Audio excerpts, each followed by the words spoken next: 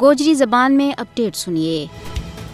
بھارتی فسطائی حکومت طاقت کا بلبوتا ورگ کشمیریوں کو بنیادی حق کی خود ارادیت نہ مسترد کر رہی ہے، جیڑی اقوام متحدہ کا چارٹر کی سنگین خلاف ورزی ہے۔ کشمیر کا فیصلہ واسطہ اقوام متحدہ کی 5 جنوری کی قرارداد میں دسیا گیا کھراور عمل درآمد کی ضرورت ہے۔ مودی حکومت کشمیری حریت پسنداں کی آزادی کی آواز نہ چپ کران واسطے اور ان کی پچھان نہ مٹان واسطے ہر وہ استعماری حرب و ہتھ کنڈو استعمال کر رہی ہے جڑو اس کا وسمہ ہے۔ مقبوضہ ریاست جموں کشمیر میں بے گناہ عوام کے خلاف بھارت کا وحشیانہ اقدامات نے صورتحال نہ مزید سنگین بنا چھڑے ہوا ہے۔ مقبوضہ کشمیر کا لوگ ادارہ جاتی ریاستی جبر کی وجہ نال انتہائی سنگین صورتحال میں زندگی کا تلخ ایام گزارے آئے، لیکن اتنا ظلم و جبر کے باوجود جموں کشمیر کا لوگ گزشتہ 7 دہائیاں تو اقوام متحدہ کی قرارداداں کا نفاذ کا اڑیکوان ہے۔ ویسے تو کشمیر کا لوگ 27 اکتوبر 1947 تو ہی بھارتی بربریت کو شکار ہیں، لیکن 5 اگست 2019 میں بھارت کی طرفوں کشمیر کے خصوصی حیثیت کا خاتمہ تو بعد